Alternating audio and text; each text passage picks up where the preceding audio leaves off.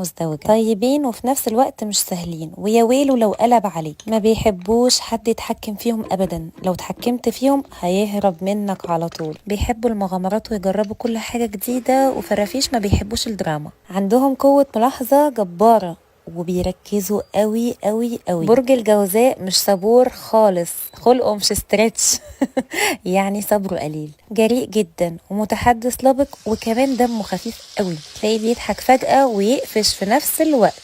شخصية مزدوجة، حابة يبقى مبسوط وحابة يقفش في نفس ذات اللحظة. طب ليه كده؟